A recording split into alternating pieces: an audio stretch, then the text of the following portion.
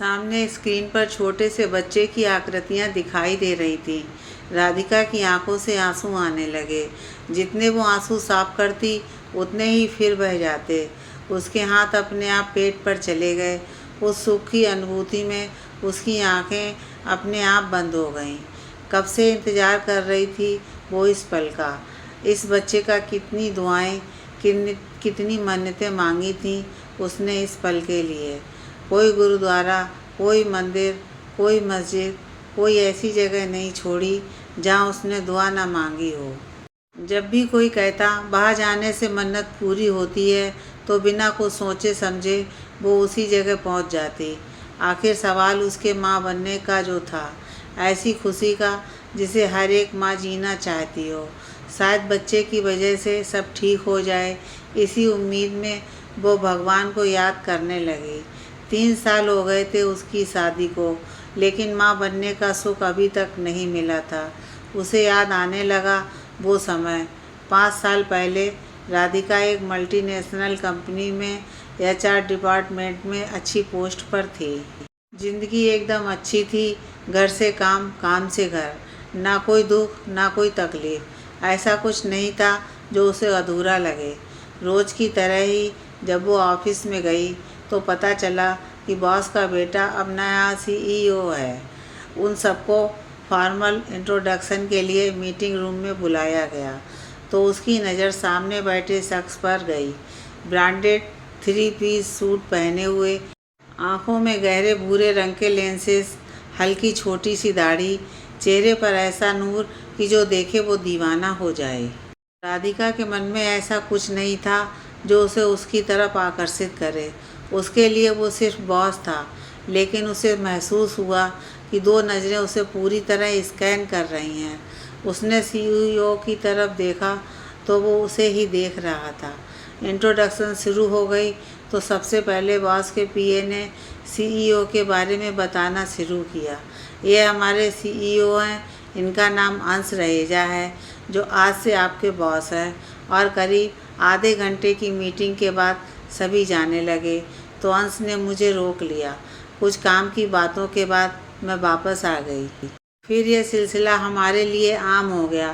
कभी coffee machine पे, कभी लिफ्ट में, कभी मेरे टेबल पर, कभी नीचे पार्किंग एरिया में। अक्सर हमारी मुलाकात होने लगी। सच कहूँ मुझे वो अच्छा लगने लगा था। शायद उसे भी मैं पसंद थी।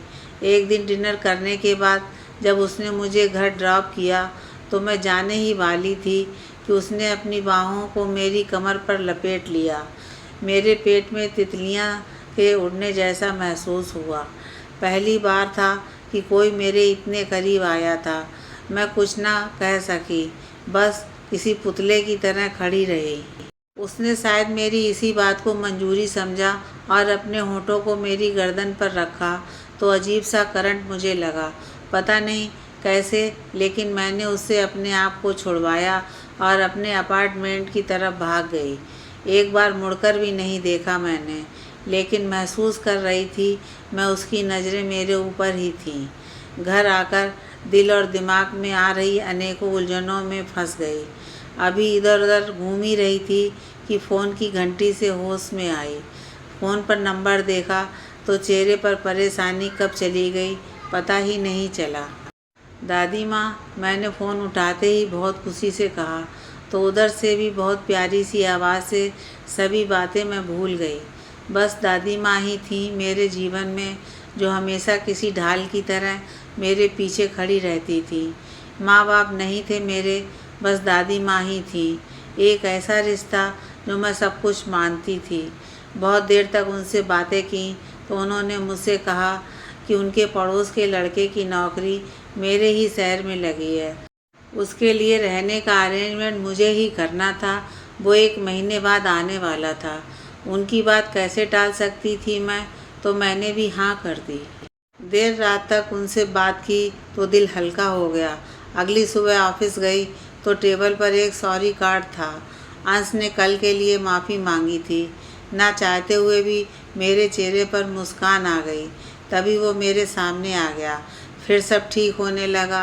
अब हम साथ में घूमते, लंच करते, मूवी देखते, टाइम स्पेंड करते। मुझे भी वो अच्छा लगने लगा। अब तो घूमना फिरना आम सा हो गया। मैं भी उसके साथ पूरी तरह घुल मिल गई थी। उसकी मुस्कान देखकर मुझे भी अंदर तक खुशी हो जाती। हाँ, मुझे उससे प्यार हो गया था। कुछ 2 हफ्तों के बाद उसने मुझे शादी के लिए प्रपोज़ कर दिया तो मैं भी मान गई। उस दिन पहली बार उसने मुझे पब्लिक प्लेस में किस किया था। मैं भी उसे पूरी तरह महसूस करना चाहती थी तो मैं भी उसके साथ उस पल को जीने लगी। घर आकर हम दोनों ने पूरी तरह एंजॉय किया। उसने मेरे फ्लैट पर ही सभी तैयारी की थी। कुछ दिनों के बाद मेरा प्रमोशन हो गया। हम लोग किसी रेस्टोरेंट में खाना खाने के लिए गए।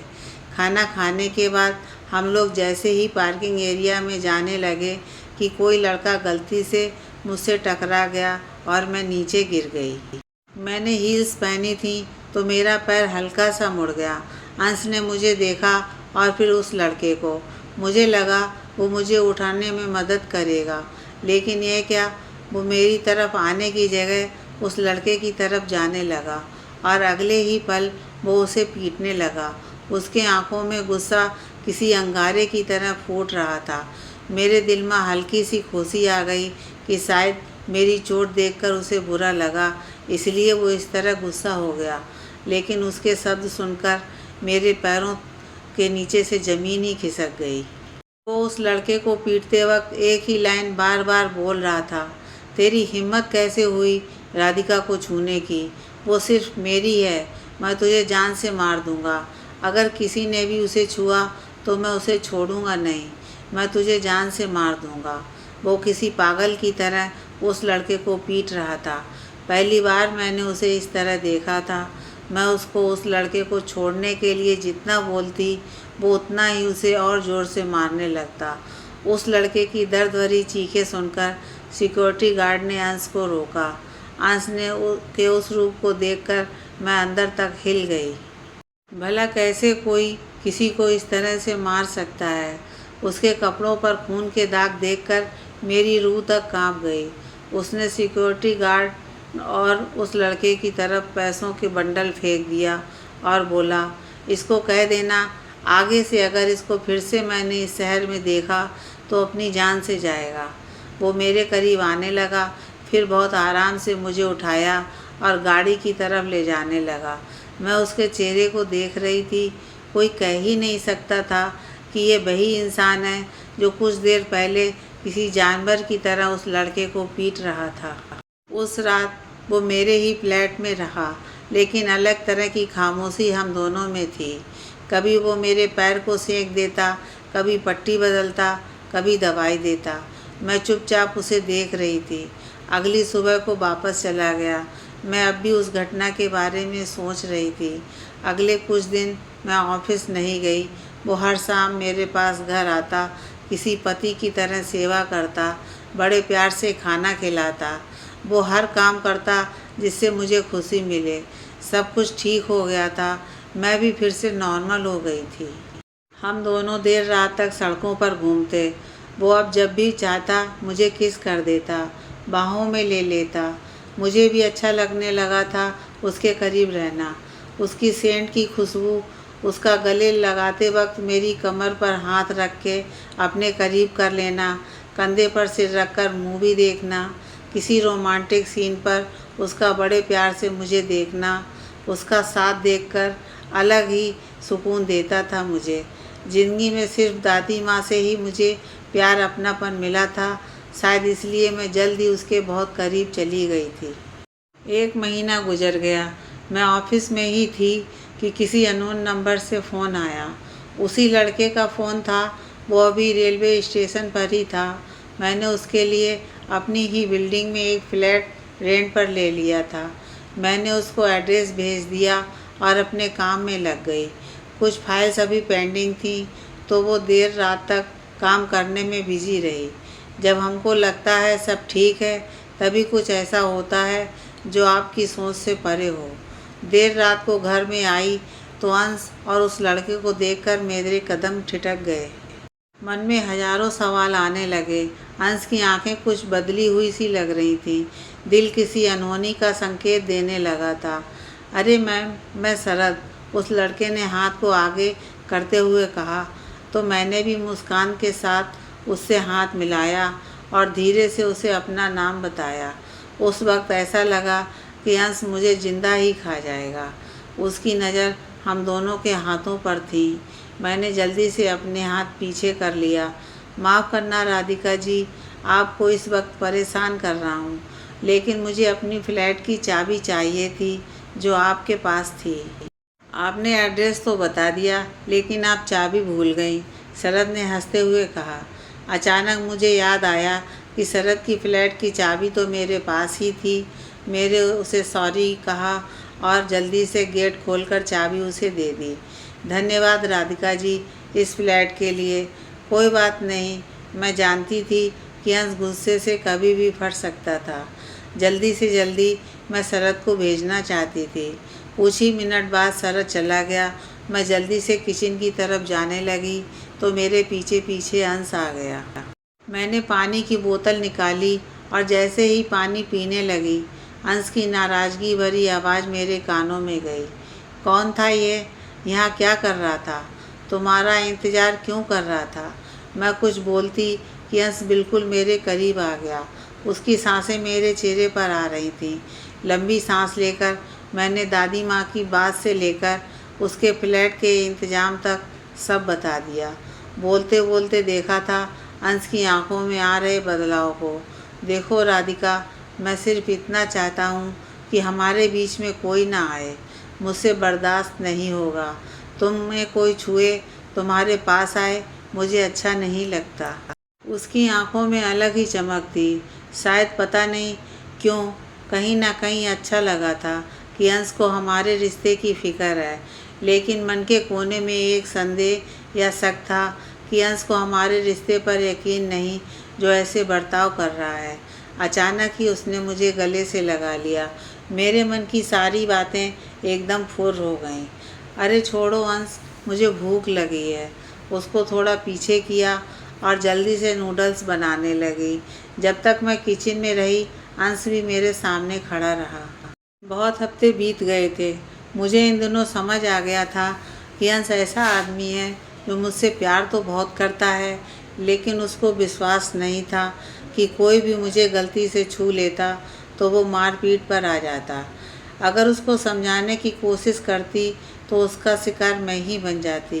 वो मुझे मारता पीटता नहीं था, लेकिन कभी ज़बरदस्ती किस करके, कभी काट के, कभी कुछ करके अपना गुस्सा निकाल लेता।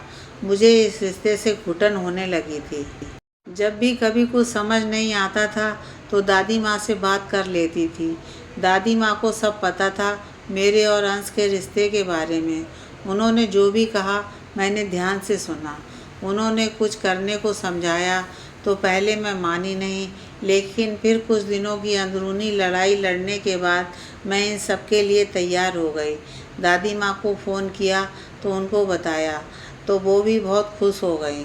उस दिन ऑफिस में अंश मीटिंग रूम में था। मीटिंग खत्म हो चुकी थी, लेकिन अभी भी वो किसी फाइल को देख रहा था। मैंने दूर से ही उसे देखा और दिल मजबूत करके उसके रूम की तरफ जाने लगी। जैसे कदम बढ़ाती दिल और दिमाग में जंग छिड़ जाती। पता ही नहीं चला कि मैं कब उसके कमरे में आ गई, कब अंश ने फाइल बंद कर दी थी और न जाने कितनी देर तक वो मुझे देख रहा था। कुछ काम है? उसकी आवाज़ से मैं होश में आई। मैं एकदम हड़बड़ा गई, लेकिन मैंने खुद को संभाला और बोला, कुछ बात करनी है। उसने जल्दी से कुर्सी मेरे लिए आगे की और एकदम अपने पास मुझे बिठा लिया। बोलो, उसने कहा। तो मैंने धीरे से कहा, तुम मुझको प्यार करते हो, मेरी फ़िक्र करते हो, मेरी खुशी के लिए तुम कुछ भी कर सकते हो, है ना? मैंने उम्मीद से उसे देखा तो उसने हाँ में सिर हिला दिया। लेकिन तुम्हें मुझ पर यकीन नहीं है, तुमको हमारे रिश्ते पर यकीन नहीं है। तुम बहुत बार बहुत अग्रेसिव हो जाते हो। तो क्या चाहती हो? उसके सीधे सवाल से मैं बोलते बोलते चुप कर गई। थोड़ी हिम्मत करके मैं बोली, वो तुमको थोड़ा वक्त चाहिए हमारे रिश्ते के लिए। तुम कुछ दिन मुझसे दूर। मैंने आगे बोलना चाहा तो धम की आवाज़ आई। उसने ज़ोर से मेरी कुर्सी को अपने करीब किया मेरी कलाई को कस के पकड़ लिया और दांत पीसते हुए बोला, तुमको मुझसे दूर जाना है? हाँ, मुझसे? तुमने सोचा कैसे? मैं अब बिल्कुल इंतज़ार नहीं कर सकता। आज तुमने जो भी मुझसे कहा है उसके बाद तो बिल्कुल नहीं। अब हमारी सीधा शादी होगी, वो भी कल दोपहर को। समझ में आई बात? इतना कहते ही वो गुस्से से निकल गया और मैं सुन्न होकर वहीं बैठी रही। भारी कदमों से अपने घर यानी फ्लैट के लिए निकल गई। क्या हो रहा है मेरी ज़िंदगी में? क्यों? आखिर क्यों? ऐसा क्या गलत काम किया मैंने कि यह सब देखना पड़ रहा है? इन्हीं सवालों के जवाब में कब फ्लैट के सामने खड़ी हो गई पता ही नहीं चला। अंदर जाने को दिल ही नहीं कर रहा था, तभी किसी की आवाज़ से होश में आई। अरे राधिका जी, गुड इवनिंग। आप तो हमें भूल ही गईं। बड़ी मुश्किल से आपके दर्शन होते हैं। सामने शरद किसी बच्चे की तरह शिकायत कर रहा था। उसकी बातें सुनकर पता ही नहीं चला मुझे हंसी आ गई। मैं कुछ बोलती कि उसने खुद ही जवाब दे दिया। हाँ हाँ, जानता हूँ कि आप बहुत बिजी रहती हैं, इसलिए। मैं बस हल्का सा मुस्करा गई। मिलना जुलना संभव नहीं हो पाता, आज तो आप मुझे मिल गई हैं। चलिए ना मेरे फ्लैट में, आपको ज़बरदस्त चाय पिलाता हूँ। आपने एक बार मेरी हाथ की चाय पी ली तो आप दीवानी हो जाएंगी। पता नहीं, शायद डूबते को तिनके का सहारा, यही कहावत उस समय मुझे सही लगी। पता नहीं क्या सोचकर मैं उसके साथ चली गई। सच कह रहा था, वो चाय बहुत ही कमाल की थी। देर रात उसके साथ बातें करने के बाद मूड बहुत बेहतर हो गया था। हंसमुख लड़का था। घर में वो और उसके पापा ही थे। मेरी दादी उसके पापा को जानती थी, इसलिए शरद की मदद के लिए दादी ने मुझे कहा था। दिल खोलकर बातें कर रहा था। मैं उसकी बातों में सिर्फ मुस्कुरा ही रही थी कि बातों बातों में उसने कुछ ऐसा पूछ लिया कि रोने का मन करने लगा। वो मेरे और अंश के रिश्ते के बारे में जानना चाहता था। मैंने सब कुछ बता दिया। शायद इतने दिनों से घुट घुट के जी रही थी, इसलिए कुछ भी बाकी नहीं रखा। शुरुआत से लेकर आज तक का सब बता दिया।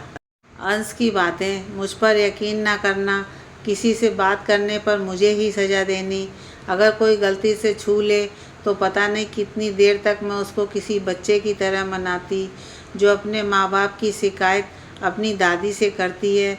वैसे ही सारी शिकायतें, सारी नाराज़गी शरद को सुना रही थी। वो भी चुपचाप मुझे सुन रहा था। कुछ घंटों की खामोशी के बाद उसकी भारी होती हुई आवाज़ मेरे कानों में पड़ी। वो तुम्हें शायद बहुत ही चाहता है, इसलिए कुछ ज़्यादा ही प्रोटेक्टिव है, इसीलिए शायद ऐसा बर्ताव कर रहा है। शायद वो तुम्हें खोने से डरता हो। तुम उसके पॉइंट ऑफ व्यू से क्यों नहीं सोचती? वो अच्छे अमीर ख़ानदान से है, उसको वो हर एक चीज़ मिली होगी जो उससे चाहिए होगी। जाहिर सी बात है, वो अपनी चीज़ें, सामान किसी से शेयर नहीं करता होगा।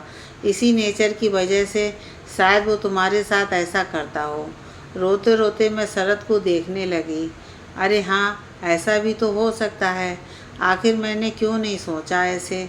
मेरे चेहरे पर मुस्कान आ गई, लेकिन मैं उसको कैसे बदलूं? ये आदत। कहीं बोलते बोलते मैं चुप कर गई। उसे यकीन दिलवाओ, उसे वक्त दो, समय सब कुछ बदल देगा। मैं उसकी बात सुनकर थोड़ी राहत में आ गई। हाँ, इतनी जल्दी कैसे मैं अपने अंश को छोड़ने का सोच सकती हूँ? मुझे एक कोशिश तो करनी चाहिए। मैं खुश थी। जाने से पहले मैंने शरद को थैंक यू कहा और अपने नंबर एक्सचेंज किए और मैं चल पड़ी अपने घर की तरफ। पूरी रात अपनी और अंश के बारे में सोचते सोचते गुजर गई। अगली सुबह मैं एकदम मस्त सा तैयार होकर ऑफिस गई। सीधा अंश के ऑफिस में गई। वो कुछ परेशान सा लग रहा था। आंखों के नीचे काले घेरे, थकान से भरा चेहरा। शायद कल की बात को लेकर वो सोया नहीं होगा। मैंने गेट नॉक किया तो उसने मेरी तरफ देखा और अगले ही पल नज़रें फेर लीं। मैं उसके सामने जाकर खड़ी हो गई और नकली गुस्सा करते हुए बोली, तुम्हें ज़रा सा भी मेरा फिक्र नहीं है? मैं तुम्हारे लिए इतना सच समझ के आई हूँ और तुमने मेरी तरफ ठीक से नहीं देखा। उसकी आंखों में चमक आ गई। तुम तो मुझसे दूर होना चाहती थी, तो क्यों मेरे लिए ये सब? उसकी उदास आवाज़ सुनकर पता नहीं क्यों मेरे में इतनी हिम्मत आ गई कि उसकी बात पूरी होने से पहले ही मैंने उसके लबों पर अपने लब रख दिए और आंखों से उसे परमिशन दे दी। कुछ दिनों से जो इस रिश्ते पर धूल आ गई थी, मैं वो साफ करना चाहती थी। आज मैंने जब उसको शादी के लिए हाँ कहा तो उसने खुश होकर मुझे ऐसे चूमना शुरू किया कि हार्ट अटैक आने को हो गया। मैंने उसे सिंपल तरीके से शादी करने को मना लिया। सिर्फ मेरे और उसके ख़ास रिश्तेदार, मेरी तरफ से सिर्फ दादी और शरद, और उसकी तरफ से उसकी फैमिली।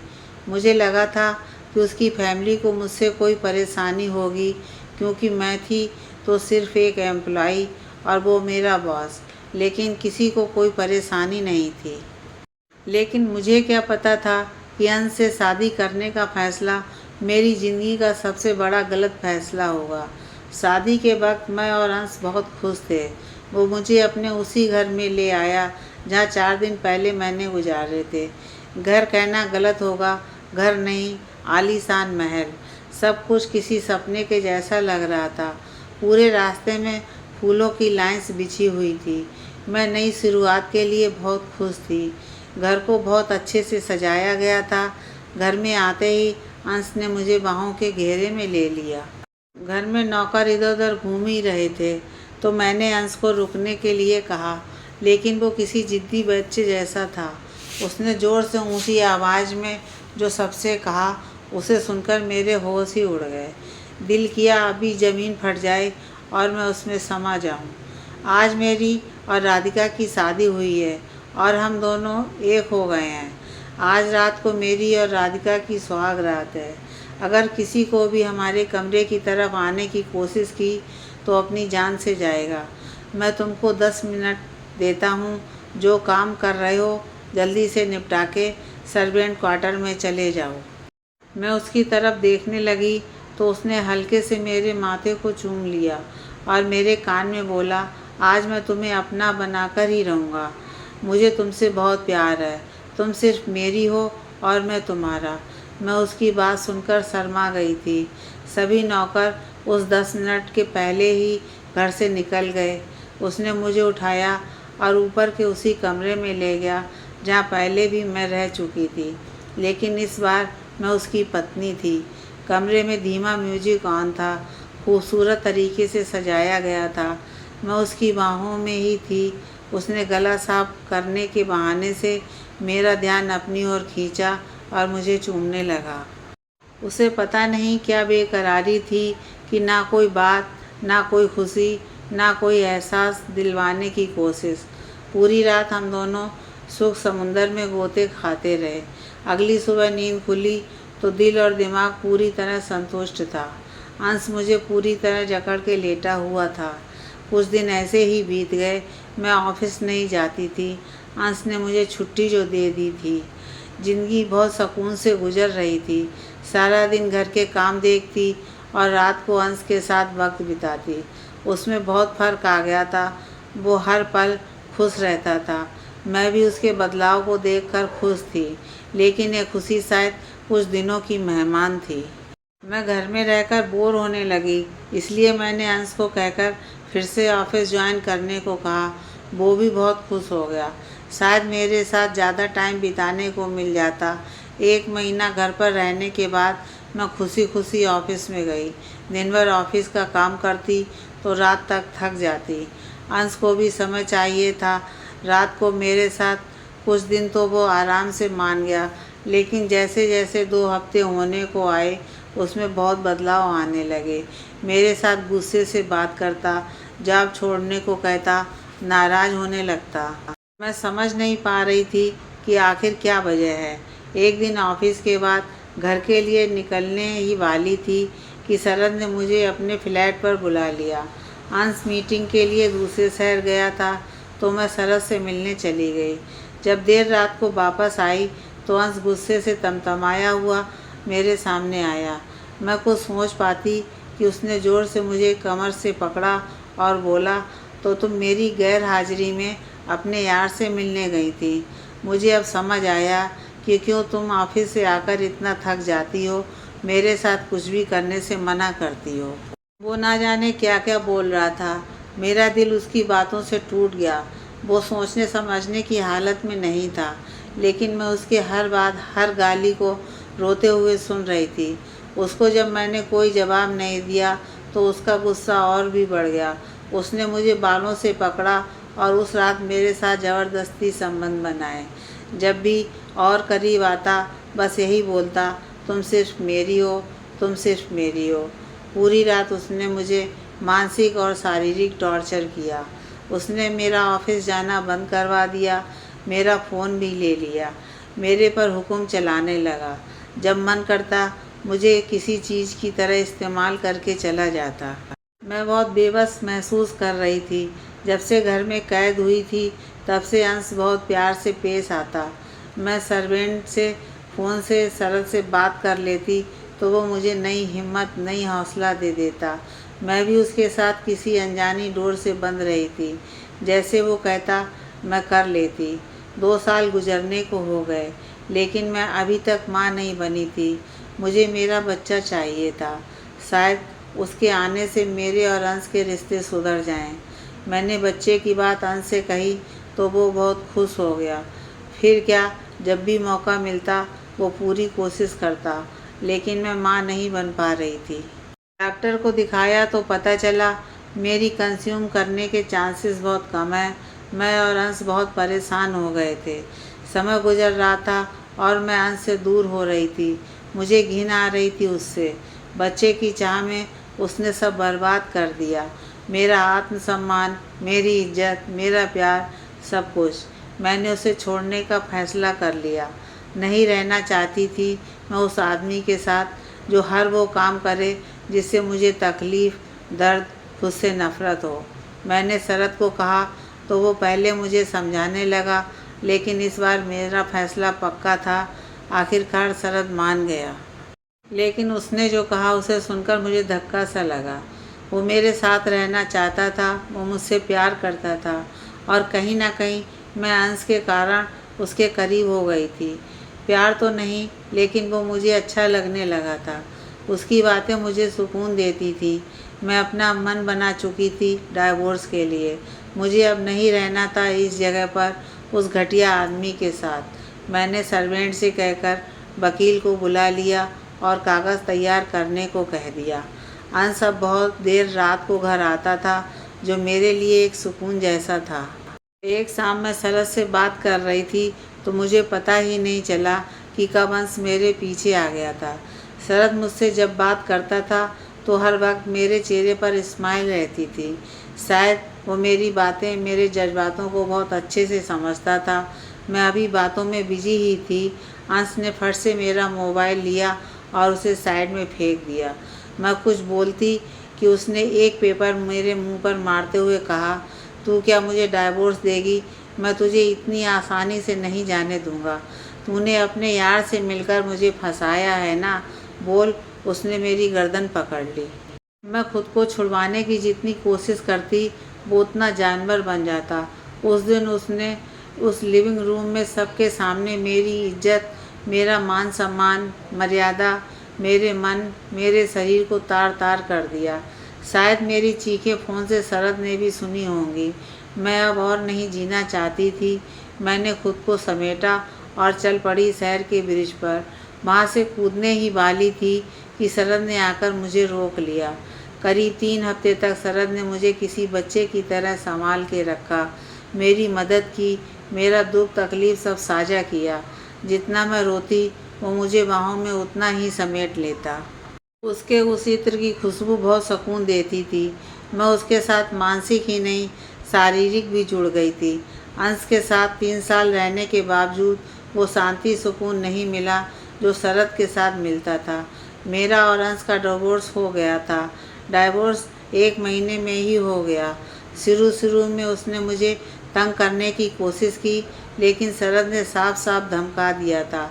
उसके बाद कभी भी मुझे परेशान नहीं किया। एक दोपहर को मुझे चक्कर आए तो शरद मुझे हॉस्पिटल ले गया। मुझे पता चला कि मैं माँ बनने वाली हूँ। घर आई तो लगा सारे दुख तकलीफ़ ख़त्म हो गए। मैं माँ बनने की खुशी में इतनी खुश थी कि मैंने गौर ही नहीं किया कि शरद की आंखों में कुछ अनकहा सा था। मैं जैसे ही उसको गले लगने को हुई कि उसने मुझे रोक लिया। मैं असमंजस भरी आंखों से उसे देखने लगी। तभी उसकी कठोर होती हुई आवाज़ मेरे कानों में गई, राधिका, मुझे ये बच्चा नहीं चाहिए। क्यों? मैंने खुद को संभालते हुए कहा। क्योंकि ये बच्चा मेरा नहीं है। उसकी यह बात सुनकर मैं अवाक रह गई। भला वो इंसान ऐसे कैसे कह सकता है? लेकिन यह बच्चा तुम्हारा ही है। तुम मुझ पर शक कर रहे हो? तुम्हें लगता है ये बच्चा? मेरी जुबान कांपने लगी। मैंने अपने आंसू रोकते हुए कहा। उसने मुझे गले से लगा लिया और धीरे से बोला, नहीं, मुझे तुम पर पूरा यकीन है, लेकिन शायद तुम भूल गई कि अंश ने तुम्हारे साथ यहाँ आने से पहले भी। कहता कहता वो चुप कर गया। मेरे दिल से फिर एक ज़ोरदार आवाज़ आई जो सिर्फ मैंने ही सुनी। क्या मैं उसी इंसान के सामने हूँ जो हर मुश्किल घड़ी में मेरे साथ था, जो मुझे हर दुख तकलीफ़ से दूर रखने की बात करता था? मैंने खुद को शांत करते हुए सिर्फ 2 ही सवाल पूछे। तो क्या तुम अबॉर्शन चाहते हो? उसने हाँ में सिर हिला दिया। मेरी आंखों से आंसू बह रहे थे, लेकिन मैंने फिर भी पूछा, अगर ये तुम्हारा बच्चा हुआ तब भी? तो उसका जवाब सुनकर मुझे हंसी आ गई। राधिका, मैं सारी ज़िंदगी ऐसे बच्चे के साथ नहीं रह सकता जिसे देखकर मुझे शक होता रहे।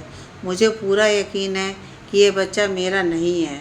देखो, हम फिर से नए सिरे से शुरुआत करते हैं। शुरुआत?